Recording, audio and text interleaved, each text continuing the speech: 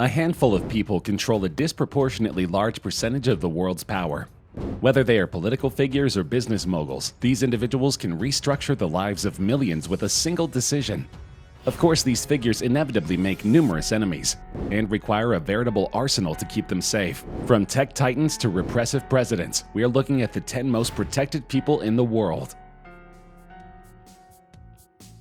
Security arrangements at Prince Harry and Meghan's new home could cost up to $654 million, sources close to the couple report. They settled on Frogmore Cottage, an abode about 45 minutes outside of London. It is located in Windsor, Berkshire, and is near the famous Windsor Castle. According to royal expert Katie Nicholl, the place is basically like a fortress. Vanity Fair has also reported that security at Frogmore Cottage is Fort Knox style, with high-tech cameras and sensors around the perimeter. Those who have been in the area said that drones are banned from being flown near the home. Police flight safety notice. Drones prohibited in this area, a sign reads. Launching, landing, or operating drones or remote-controlled aircraft is prohibited in this area. This is in addition to a security force with more than 1,000 highly trained soldiers dedicated to the safety of the young couple. In February 1998, Bill Gates was already a household name, and his company Microsoft was proving to be the single most successful software company in the world. However, this same month, a team of pranksters attacked Bill Gates in Brussels, Belgium, and threw cream pies at his head. Though the prank was innocent enough, it shook Gates to his core. If the attack had been more insidious, he easily could have been dead. After this, he built a new office with bulletproof walls and windows. Suddenly, employees needed a security clearance just to meet with their executive. After the dot-com bubble burst, Gates received numerous death threats from former employees whom Microsoft was forced to lay off. It is unclear if the increase in security came from Gates or from the Microsoft board, but it is obvious that his brilliance has been instrumental in the success of the company, and they couldn't afford to lose him. Prominent Silicon Valley companies spend liberally to protect their intellectual property. Some also shell out considerable amounts to protect their executives. Apple's most recent proxy statement shows the company spent $310,000 on personal security for CEO Tim Cook. But that's a fraction of other tech giants' expenditures. Facebook CEO Mark Zuckerberg was the costliest executive to protect. Facebook spent $7.3 million on his security in 2017, and last summer the company told investors that it anticipated spending $20 million annually. This has ballooned since 2013, when Zuckerberg's security detail cost $2.6 million. In a statement, Facebook said, "We believe that Mr. Zuckerberg's role puts him in a unique position. He is synonymous with Facebook, and as a result, negative sentiment regarding our company is directly associated with and often transferred to Mr. Zuckerberg." Armed executive protection officers stand on constant guard outside Zuckerberg's gated homes in the Bay Area, at least one of which also features a panic room. If he goes to a bar, his team will first sweep through to make sure it's safe. They will vet any new doctors, and they will assess his instructors if he wants to take up a new hobby. He is driven everywhere, with the security team monitoring traffic and adjusting his route accordingly. Xi Jinping, the president of China, is another controversial and powerful head of state. The Central Security Bureau remains secretive, and little is known about its internal functions. However, the team is allegedly 5,000 people strong and uses a network of helicopters, drones, and armed guards to secure locations days in advance of Jinping's arrival.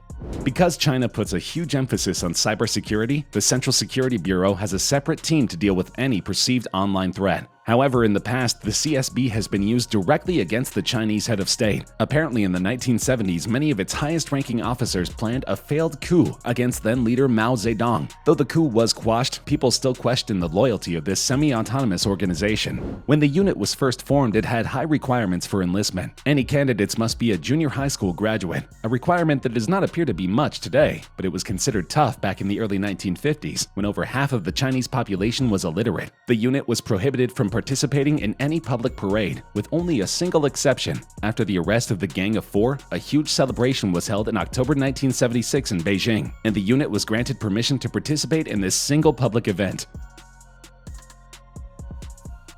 Mohammed bin Salman, the Crown Prince of Saudi Arabia, wields huge political and economic power in the world. Through the state-owned oil company Saudi Aramco, bin Salman and his family are some of the richest people on the planet. And since his alleged involvement in the assassination of journalist Jamal Khashoggi, the Crown Prince has made some international enemies. Since coming to power in 2017, he has consolidated the power of his military personnel, combining Saudi Arabia's military and security agencies.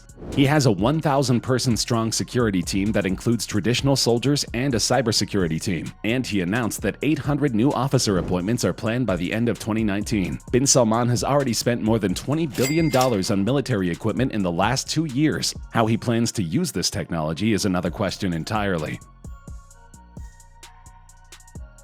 Part of being royal involves regular interactions with the public and remaining as accessible as possible.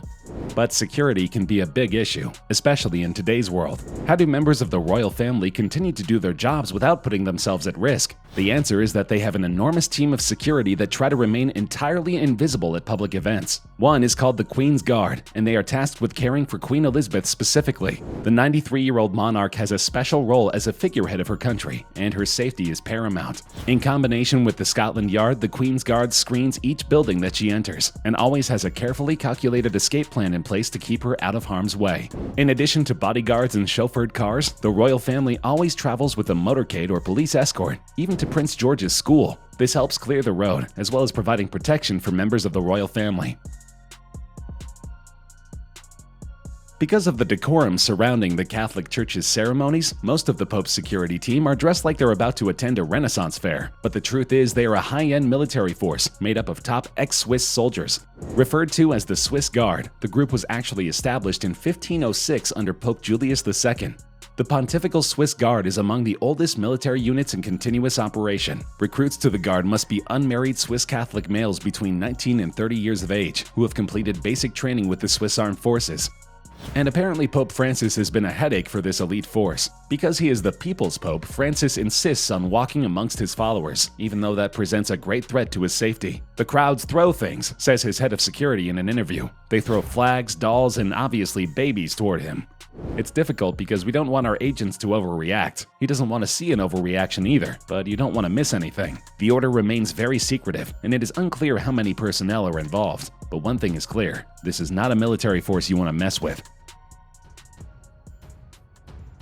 Kim Jong-un is the president of North Korea and easily one of the most contentious politicians on the globe. His repressive government is renowned as one of the most brutal totalitarian forces in history, and Kim Jong-un is not someone to take lightly. On December 12, 2013, Kim ordered the execution of his uncle for treachery. Kim is widely believed to have ordered the assassination of his half-brother, Kim Jong-nam, in Malaysia in February 2017. The same year, the North Korean government stated that the CIA of the United States and the South Korean National Intelligence Service hired a North Korean lumberjack who worked in Russia to assassinate Kim Jong-un with a biochemical weapon that was both radioactive and nano-poisonous, and whose effect would have been delayed by a few months. Since then, Kim has beefed up his already impressive security squad. His team is comprised of dozens of highly trained martial artists who jog alongside Kim's limo when he travels. One bizarre requirement being they can't be taller than pint-sized Kim, who is about 5 feet 5 inches. The mysterious bunch seems to appear from nowhere every time their leader's limo slows down. They also seem to be able to choreograph themselves so that they always have a 360-degree view around Kim. Whenever Kim travels, he flies with 2 decoy jets, so it's unclear which plane he's actually traveling in.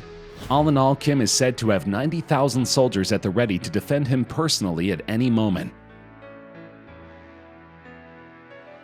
Long before Donald Trump was elected president of the United States, he had a substantial security team due to his celebrity status and massive fortune. However you feel about his politics, it is undeniable that Trump has made some enemies, and his safety has never been more jeopardized. Though he is following standard procedure established by previous heads of state, Trump now roams with a veritable army of security personnel, 1,000 people strong.